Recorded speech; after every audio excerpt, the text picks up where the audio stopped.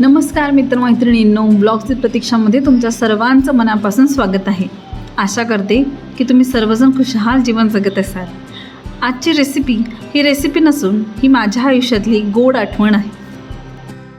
उन्हाळ्यामध्ये 2 महिने मामाच्या गावी राहून येताना गावावरून आणलेला गोणी भरून आनंद, तिथली आठवण वर्षभर टिकेल एवढी असायची। आणि ती म्हणजे गावची भेट। त्यात बरेच प्रकार, भाजीपासून ते भुईमुगांच्या शेंगापर्यंत। त्या गोणीत सर्वात वरती आणि हळूवार जपलेली एक पिशवी, ती म्हणजे या शेवयांची पिशवी। तर या शेवया करण्यासाठी कढईत थोडंसं तेल घालून ह्या सगळ्या शेवया भाजून घ्यायच्या आहेत। नंतर फोडणी करता 2 चमचे तेल, एक मोठ्या साईजचा कांदा चिरून घेतलेला आहे, त्यात 2 मिरच्या, कढीपत्ता आणि टोमॅटो हे सर्व घालून छान भाजून घ्यायचं आहे। नंतर यात 1 छोटा चम्मच हळद।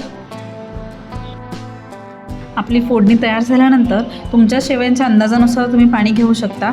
मी जेवढ्या शेवया घेतल्या होत्या त्यासाठी 1 ग्लास पाणी हे पुरे झालेलं आहे, म्हणून मी 1 ग्लास पाणी यात घातलेलं आहे।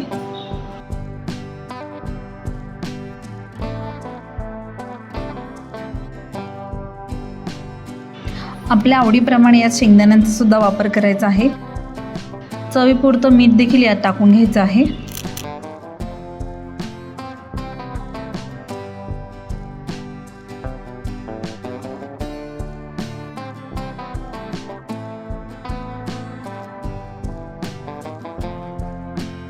पाण्याला उकळी आल्यानंतर यात सर्व शेवया घालून घ्यायच्या आहेत।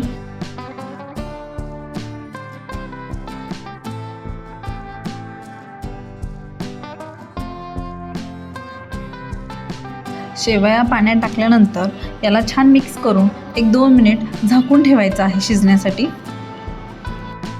या शेवया म्हणजे माझ्या लहानपणीची मॅगी। गावाहून परत आल्यानंतर पावसाळ्याच्या दिवसात गावी केलेली मज्जा आठवत खाल्ला जाणारा हा प्रकार। व्हिडिओ आवडल्यास चॅनलला सबस्क्राईब आणि लाईक करा आणि कमेंटद्वारे तुमचे सजेशन माझ्यापर्यंत पोहोचवत राहाच। आणि आपण नवीन व्हिडिओमध्ये भेटूच, पण तोपर्यंत मस्त राहा, स्वस्थ राहा आणि नेहमी हसत आनंदी जीवन जगा। धन्यवाद।